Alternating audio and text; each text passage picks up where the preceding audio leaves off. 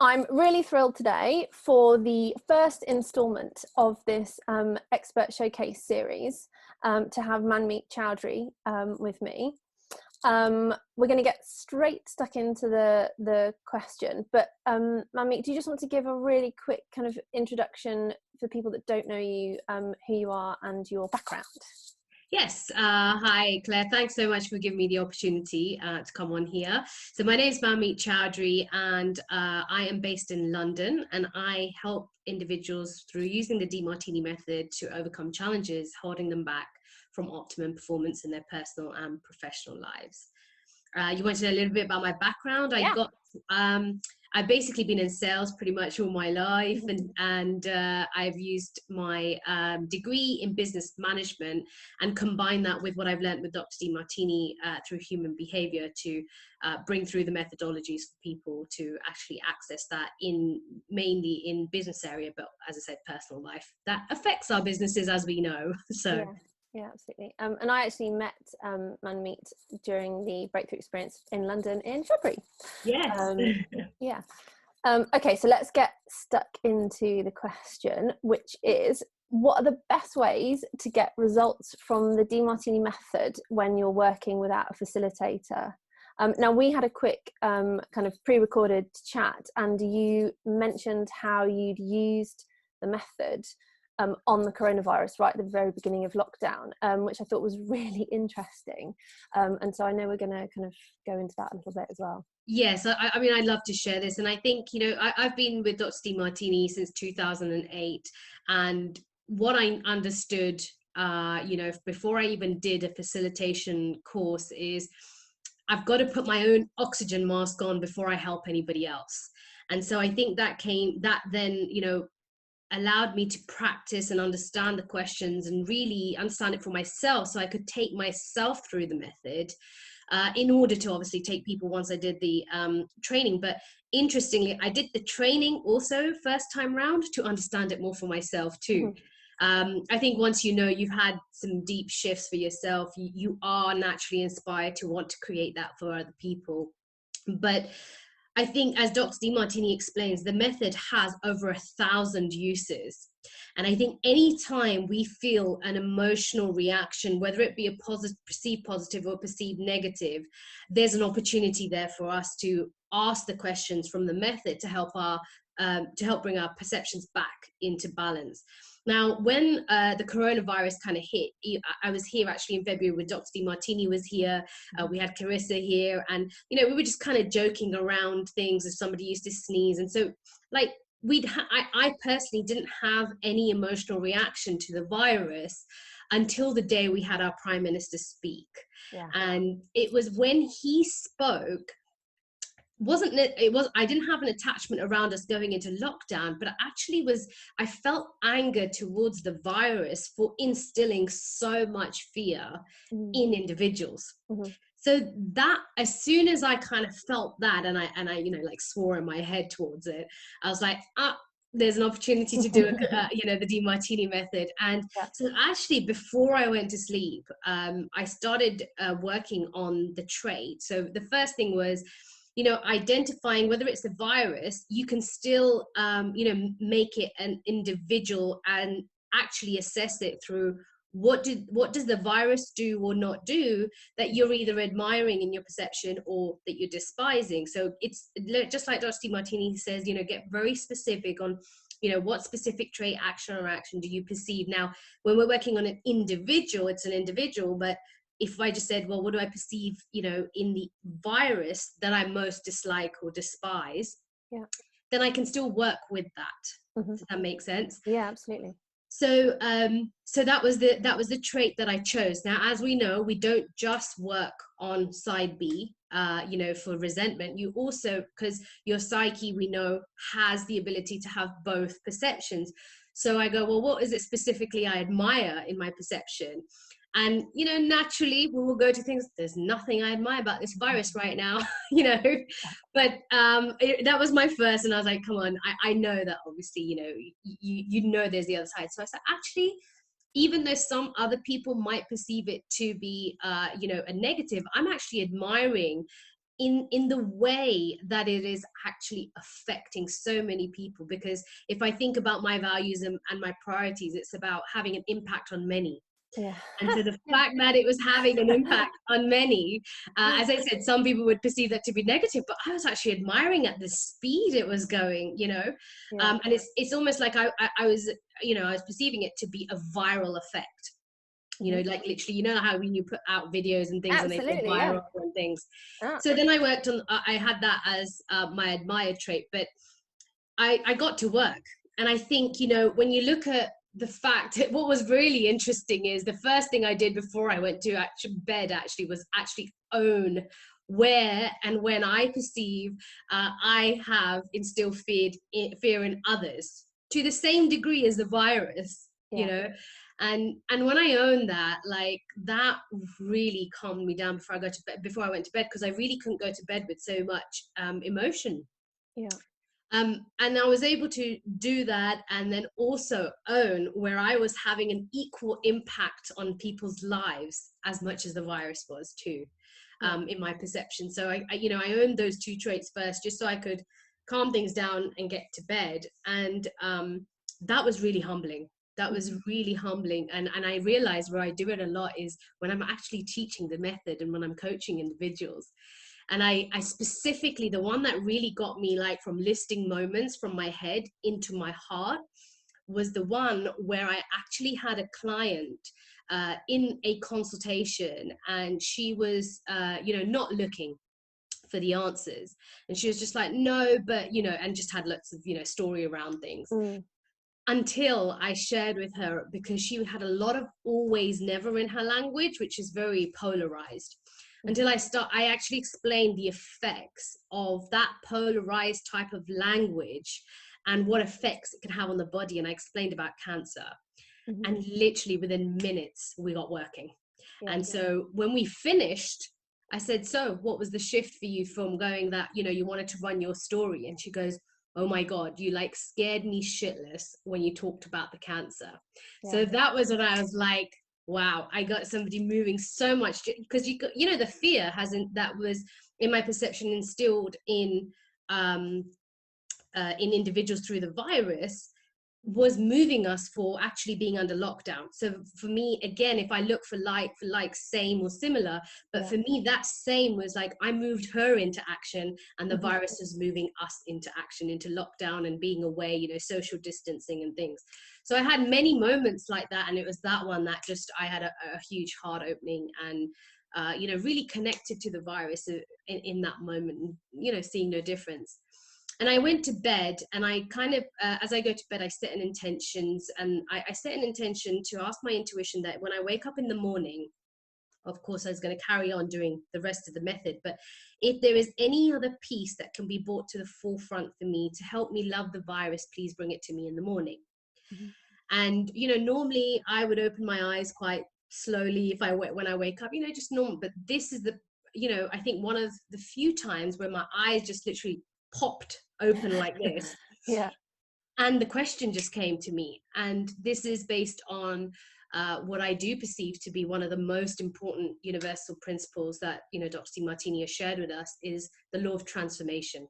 Yeah. You know, nothing is missing. So if I looked at that trait of instilling fear in others, that was the question that came to my mind, is that's happened now in the form of the virus. Where was it before?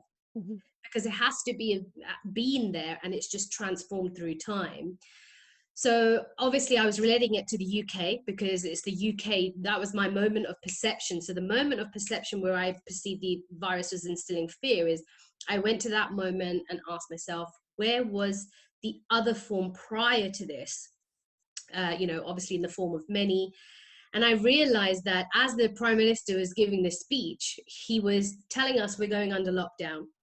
And he's telling us that, you know, from now, we are also closing all religious institutions, you know, all the churches, the synagogues, the mosques, everything is being closed down. And my perception is that, you know, religion is fear-based sometimes, from the fact that it is man-made. So it's about instilling fear. So I kind of just saw that transformation. I mean, I get goosebumps just, Yeah. you know, but the transformation of the many religions almost into that one, because everybody now believes in the virus and that the effects it's having on individuals. Yeah. And that was the fear that, and I just saw that, and I go, in that moment, I go, okay, so it's in the form of the virus now. I wonder what form it'll go back into. Will the religions be that, as I call, like, military about things again, or will they have some changes? So again, that just helped me calm things down. And I went for a walk that morning, and I must just show you what the universe brought to me as a confirmation of what I'd really just owned, right? Because I went for a walk with my dad. I was sharing with my dad. My dad's literally during lockdown read about 3 of John's books, and watched, he was on the webinar last night with me as well. And so we were just discussing John's theory, and I said to my dad, I said, I used the method yesterday. This is what I found. And so we were just talking about that, and I thought, I want to go and do a live, like on Facebook, just about what's happened. So I just went into my group with my students, and I shared with them, because of the method, this is, so if you've got any emotions, please use what I've taught you and what you've learned from Dr. Demartini to help. And as I'm doing this, and I'm saying, yes, I owned where I instill fear in others, my own students, the ones who I'd brought to mind the day before of when I was owning it, they're the ones that happened to be on my live and commenting, saying, yes, Manmeet, you instill fear in us when we don't do the work. And then another one comes on, yes, I agree. And they're the same individuals that I had actually brought to mind. So the universe was just giving me that confirmation that, of course, when we work through the method, it's all about our perception. But to have that confirmation, to as we know, you can't make this up. So I would encourage anybody that's having any perceptions around the virus, but it is very important to go to the moment of perception. Like I said, I didn't have any negative or positive charge around the virus until that day. So because I just didn't feel like it. I mean, even until the day before we went under lockdown, I was still going to the office. In fact, I was still going to the gym, So again, I had no emotions around it because I'm able to do my everyday thing. And then it became, I also had more emotions around my gym being closed. And just as I was getting comfortable with my workout, I'm like, I have to start again, but then I just saw where that transformed as my gym came home and I'm doing home workouts, so so that's how I used it to use it on the virus. Now, one thing I must say is, because your question is how do we deal with using the method without a facilitator, it's important to understand, because what will happen is, students may beat themselves up or down for not being able to use the method on something. It doesn't mean that you don't get it. All it means is that, because when you are outside of the ratio of, the 7-to-1, 1-to-7 ratio that Dr. Demartini talks about, it's like, if you're seeing 7 negatives about something and only 1 positive, you may well need outside facilitation. But when you're inside of that, like when I had my emotional charge, I was able to ask the question. My intuition was in line. My executive center was within that, because I wasn't really polarized, because I'd had the, I was blessed to have watched one of Dr. Demartini's videos on coronavirus as well. So already I was kind of within that ratio. So it wasn't one way or the other. But anytime we're doing any work and we're outside of that ratio, which is, we are seeing more negatives than positives if we're resented in our perception, or if we are infatuated with something, we're seeing more positives than negatives, right? And no matter what you're doing, it's like, I've been there, I use a facilitator too. It's like, really, I can't see the benefits in this right now, which is when we're going to need the outside facilitation. Absolutely. Because at that moment, you're going to, use the executive center. You're going to almost borrow the executive center of the facilitator you're working with too. So I'd really encourage people who are listening and watching, like, there's nothing here to be beating yourself up about if you can't do it on your own. But the only thing I would encourage you is to get very clear about what's the questions asking, You know, if you don't understand the questions, pose the questions on the Demartini breakthrough community so people can help you, because I can guarantee you what question you've got, someone else on the other side of the planet has got the same question. Yeah. And it's quite a nice community. People jump in and help. So you know, it's a brilliant community help. actually, Yeah. in terms of for doing things like that. And I think, yeah, there's always going to be moments where you need to have a facilitator, and anyone who's been to the breakthrough experience will know, you know, if someone is stuck. Like there was somebody sitting not too far from me who was really couldn't get it, just was kind of stuck, if you like. Yeah.